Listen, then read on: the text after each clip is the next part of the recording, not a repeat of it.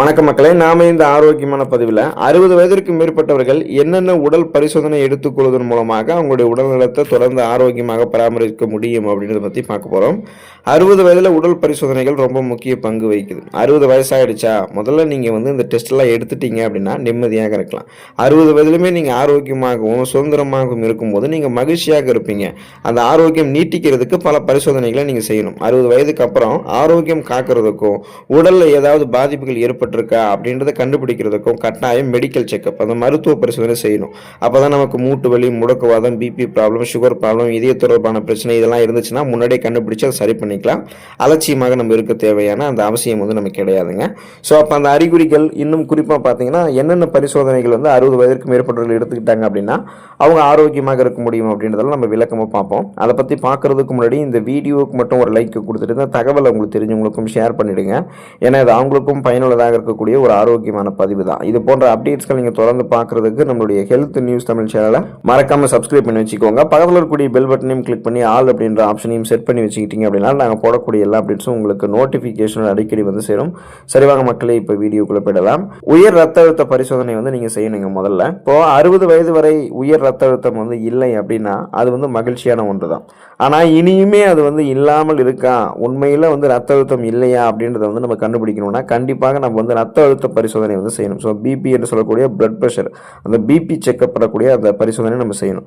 முன்கூட்டியே உயர் ரத்த அழுத்தம் இருந்துச்சு அப்படின்னா அல்லது வேறு ஆபத்து காரணிகள் ஏதாவது இருந்துச்சுன்னா அடிக்கடி பரிசோதனை தேவைப்படலாம்.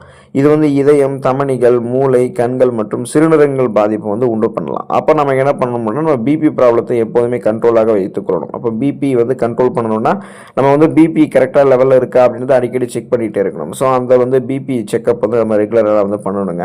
பிபின்றது முதல்ல என்னன்னு பார்த்தீங்கன்னா நம்மளுடைய நரம்புகளில் இறுக்கங்கள் காணப்படுறது தான் நம்ம ரத்த அழுத்தம்னு சொல்லுவோம். அதன் மூலமாக ரத்த ஓட்டம் போதுமான அளவுக்கு உடல் எங்கும் கிடைக்காது. இப்போ குறிப்பாக இதயத்துக்கு கிடைக்கணும்னு வச்சுக்கிங்களேன், மாரடைப்பு, பக்கவாதம், இதய தமனிகளில் வீக்கம் ஏற்படுதல், இதய தசைகள் வலுவிழுந்து போகுதல் போன்ற பக்க விளைவுகள் ஏற்படும். அப்போ நமக்கு ரத்த அழுத்தத்தை நம்ம எப்போதுமே கட்டுப்பாடோடு வைத்துக் கொள்ளும் போது தான் 50-60 வயதிலுமே நம்ம சுறுசுறுப்பாக, ஆரோக்கியமாக, மயக்கமெல்லாம் இல்லாமல் தெளிவாக நம்ம செயல்பட முடியும். அதுக்காக தான் பிபி பரிசோதனை நம்ம அடிக்கடி செஞ்சு கொண்டே இருக்கணும். உடல் எடை கணக்கீடு, இந்த பரிசோதனை நம்ம அடிக்கடி செக்அப் பண்ணிகிட்டே இருக்கணுங்க. இப்போ 60 வயதில் எடை அதிகரிப்பு அப்படின்றது பொதுவானது தான். பொதுவாக அந்த எடை அதிகமாக இருக்கும்போது, அதாவது உடல் பருமன் இருக்கும்போது ரத்தத்தில் சர்க்கரையினுடைய அளவு அதிகரிச்சிடும். சுகர் ப்ராப்ளம் கூட உங்களுக்கு ஏற்படலாம். எனினும் அந்த பார்த்தீங்கன்னா வயதாகும் போது தசைகள் கொழுப்பால் மாற்ற முடியும். அதிகமாக கொலஸ்ட்ரால் சேரும். ஸோ அந்த கொலஸ்ட்ரால்ஸ் இடுப்புக்கு அடியில் அதிகமாக சேரும். இந்த நிலையில் உடலினுடைய மெட்டபாலிசம் குறைவதால் கலோரிகள் எரிக்கப்படாது. அது அப்படியே உங்களுக்கு எடையை இன்னும் அதிகரிக்கப்படலாம் அப்படின்றத நீங்கள் தெரிந்து கொள்ளுங்க.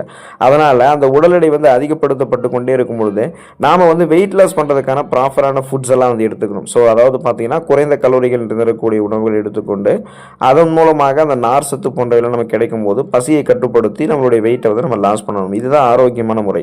அப்போது நமக்கு அந்த 50-60 வயதிலுமே உடல் எடையை குறைக்கிறதுக்கு சிம்பிளாக குறைக்கலாம்னு பார்த்தீங்கன்னா முடியாது. நம்ம கடுமையான உணவு பழக்க நடவடிக்கைகளை மேற்கொள்ளணும். ஆனால் நம்ம முன்னாடியே இந்த உடல் எடை கணக்கீடு பண்ணோம் அப்படின்னா ஸோ நம்மளுடைய வெயிட் எந்தெந்த வயசில் எப்படி இருக்கணும் அப்படின்றதுக்கான அந்த ப்ராப்பரான ஒரு ஸ்ட்ரக்சர் நம்ம மெயின்டைன் பண்ணிக்கலாம். அதனால் அந்த உடல் எடை கணக்கீடு அந்த பரிசோதனை நம்ம செய்து கொண்டோம் அப்படின்னா இப்போ நம்ம வெயிட்டாக இருக்குமா, அப்போ நம்ம உடனே அது முன்னாடி குறைச்சிட முடியும். ஸோ அதுக்காக தான் அந்த பரிசோதனை செய்யணும். அடுத்ததாக 40-50-60 வயதிற்கு மேற்பட்டவர்களாக கண்களுக்கான பரிசோதனை செக்அப் பண்ணணும். ஸோ ஐ செக்அப் அவங்க அடிக்கடி ரெகுலராக பண்ணணும்.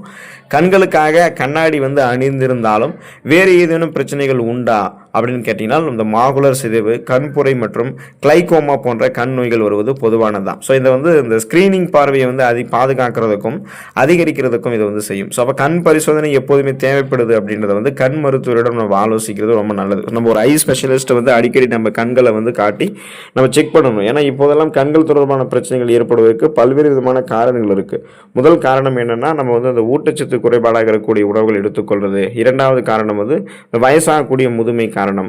அப்புறம் மூன்றாவது அந்த ஃபோன்ஸ், லேப்டாப்ஸ் அதிகமாக யூஸ் பண்ணுறது. நான்காவதாக பார்த்தோம்னா வெளியே நம்ம செல்லும்போது கண்களை பாதுகாக்கக்கூடிய கவச நடவடிக்கைகளை மேற்கொள்ளாமல் இருக்கிறது. ஐந்தாவதாக பார்த்தீங்கன்னா இன்னும் குறிப்பாக ஜெனட்டிக் ரீசன்ஸ் காரணமாக கூட நிறைய பேருக்கு கண்கள் சார்ந்த பிரச்சனைகள் ஏற்படும். ஸோ நம்ம அந்த 50-60 வயதிலுமே கண்களுக்கான பரிசோதனையை அடிக்கடி செக்அப் பண்ணிகிட்டே இருக்கோம் அப்படின்னா அதுக்கான ஃபுட்ஸு அல்லது அதுக்கான ரெமிடிஸ் நம்ம பண்ணி நம்ம சமாளிச்சிட முடியும். கண் பார்வையை நம்ம கூர்மையாக வைத்துக்கொள்ள முடியும்.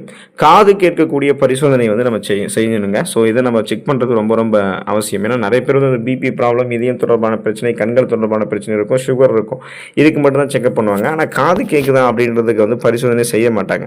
காது கேட்பதில் வந்து வயதானவர்களுக்கு வரக்கூடிய பிரச்சனைகள் அது பொதுவானது. 60 வயது வரை வந்து காது கேட்கிறது அப்படின்னாலும் 65 வயது முதல் 74 வயதுக்குட்பட்டவர்களில் குறைந்தது 25% வந்து செவித்திறன் இழப்பாக அவங்க கொண்டிருப்பாங்க.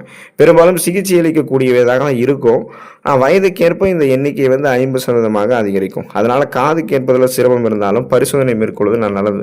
ஸோ அதனால் அந்த நம்ம காது கேட்கக்கூடிய பரிசோதனை வந்து அடிக்கடி நம்ம வந்து ஒரு காது கேட்க, அதாவது காது சார்ந்த மருத்துவரை வந்து அணுகி அவர்கிட்ட நம்ம அந்த ஸ்பெஷலிஸ்ட்டை வந்து நம்ம காட்டும் போது இந்த 40, 50, 60 வயதுலையுமே போதுமான அளவுக்கு நமக்கு வந்து அந்த காது கேட்கக்கூடிய திறன் இருக்கா, செவித்திறன் வந்து நமக்கு இருக்கா, அப்படி இல்லை அப்படின்னா அதுக்கான ஹியரிங் பட்ஸ் எதனாவது மாற்றணுமா, இல்லை வேறு ஏதாவது ரெமிடிஸ் வந்து ஃபுட்ஸ் எதனா சேஞ்ச் பண்ணணுமா, வாழ்க்கை நடைமுறைகள் ஏதாவது மாற்றணுமா அப்படின்றது எல்லாமே மருத்துவ நிபுணர்கள் நமக்கு வந்து கருத்துக்களை தெரிவிப்பாங்க. நாம் வந்து பரிசோதனை செய்து கொள்ள வேண்டியது அவசியம். எலும்பு பரிசோதனை வந்து நம்ம 50, 60 வயதுலையுமே வந்து செய்ய வேண்டியது அவசியமாக இருக்குங்க. இப்போ எலும்புகளை பாதுகாக்கிறது எல்லா வயதுலையுமே முக்கியமானது. ஆஸ்டியோபோரோசிஸ் அப்படின்றது எலும்பு முறிவு எளிதாக ஏற்படுத்தலாம் அல்லது எலும்பு தேய்மானத்தை வந்து குறிக்கலாம். 60 வயதில் வந்து இடுப்பு எலும்பு பிரச்சனை வந்து ஏற்படலாம். எலும்பு அடர்த்தி பரிசோதனைக்கு மருத்துவர் அணுகி பரிசோதிக்கிறது ரொம்ப ரொம்ப நல்லதுங்க. பெண்கள் வந்து இந்த மெனோபாஸ் காலத்தில் எலும்பு தேய்மான ஆபத்தை வந்து கொண்டிருப்பாங்க. ஸோ அந்த மாதிரி ப்ராப்ளத்தில் விடுபடணும்னா எலும்பையுமே நம்ம தொடர்ந்து பரிசோதனை செய்து கொண்டு இருக்கணும். ஏன்னா எலும்புல தான் நமக்கு வந்து இந்த ஆஸ்டியோபோரோசிஸ், எலும்பு மெலிவு நோய், மூட்டு வலி, எலும்புருக்கி, முடக்குவாதம், எலும்பு மஜ்ஜைகள் ஏற்படக்கூடிய பிரச்சனை, மூட்டு அலர்ச்சி போன்ற பிரச்சனைகள்லாம் ஏற்படும். ஸோ அப்போ 30 வயதுக்கு அப்புறம்லாம் கூட பெண்களுக்கு ஈஸியாக வந்து எலும்பு மெலிவு நோய் ஏற்படும். ஆண்களுக்கு 40 வயதில் அப்பப்போ தோள்பட்டை வலி, முதுகு வலி, மூட்டு வலி, எலும்பு பிரதானமாக இருக்கக்கூடிய பகுதிகளில் குத்துவது போன்ற வலி இருக்கும். உட்காந்து எழுந்தால் கூட நமக்கு அந்த இடுப்பு பகுதிகளில் வலிக்கும், நடக்க முடியாது, காலெல்லாம் வலிக்க ஆரம்பிக்கும், முழங்கால் வலி, முழங்கை வலி எல்லாம் நமக்கு இருக்கும். ஸோ இந்த மாதிரி பிரச்சனைகள் வந்து விடுபடணும்னா எலும்புகளுக்கு போதிய அளவுக்கு ஊட்டச்சத்துக்கள் இருக்கக்கூடிய உணவுகள் எடுத்துக்கொள்வதை காட்டிலும் முன்னாடி எலும்பு பரிசோதனை செய்து கொண்டீங்க அப்படின்னா அதுக்கேற்ற மாதிரி ஃபுட்ஸ் எல்லாம் நம்ம எடுத்துக்கொண்டு நம்ம சரி பண்ணிக்கலாம். கொழுப்பு பரிசோதனை நம்ம வந்து செய்து கொள்ள வேண்டியது அவசியம். 60 வயதுக்கு மேற்பட்டவர்களுக்கு கொலஸ்ட்ரால் செக்அப் வந்து பண்ணணும். இப்போ இந்த மாரடைப்பு மற்றும் பக்கவாதம் ஏற்படுவதற்கு அதிக அளவு வந்து கொழுப்புகள் முக்கிய காரணமாகும். ஸோ அதிக கொலஸ்ட்ரால்ஸோடைய இருக்கக்கூடிய அந்த அளவு, அதிக கொலஸ்ட்ராலோடைய அளவு உணவு, அது இருக்கக்கூடிய உணவு மற்றும் மருந்துகள் வந்து பார்த்திங்கன்னா அதை குணப்படுத்த முடியும். மொத்த கொழுப்பினுடைய அளவை அளவிடுவது, நல்ல கொழுப்பு மற்றும் கெட்ட கொழுப்புடைய அளவை வந்து நமக்கு வந்து செக் பண்ணிக்கலாம். ஸோ இது வந்து இதயம் ஆபத்து பற்றிய தகவல்கள் நமக்கு வந்து கொடுக்கும். இப்போ அந்த தகவல்கள் தெரியும் போது ரத்த நாளங்களில் அதிகப்படியான கொழுப்புகள் படிஞ்சிருந்ததுன்னா அதை நம்ம நீக்கி கொள்ளலாம். ஏன்னா இதயத்திற்கு வந்து நல்ல கொழுப்பு மட்டும்தான் வேணும், கெட்ட கொழுப்பு தேவையில்லை. அப்போது ரத்த நாளங்களில் கெட்ட கொழுப்புகளை நீக்கி கொண்டு நல்ல கொழுப்புகளை மட்டுமே இதயத்துக்கு கொடுத்து இதயத்தை பன்மடங்கு பராமரிக்கிறதுக்கு நம்ம கொலஸ்ட்ரால் செக்அப் வந்து அடிக்கடி பண்ண வேண்டியது இருக்குது. அப்போ தான் மாரடைப்பு, பக்கவாதம், இதய தமனிகளில் வீக்கம் ஏற்படுதல், இதய தசைகள் வலுவிழந்து போகுதல் போன்ற பக்க விளைவுகள் இல்லாமல் நம்ம நலமோடு இருக்க முடியும். 60 வயதிற்கு மேற்பட்டவர்கள் வந்து தடுப்பூசி போட்டுக்கொள்ள வேண்டியது அவசியமாக இருக்குது. ஸோ அப்போ வருமுன் காப்பதே சிறந்தது அப்படின்னு சொல்ல போகும்போது இன்ஜெக்ஷன் வந்து நமக்கு வந்து பார்த்தோம்னா அந்த தடுப்பூசி வந்து நம்ம பண்ணிக்கணும்.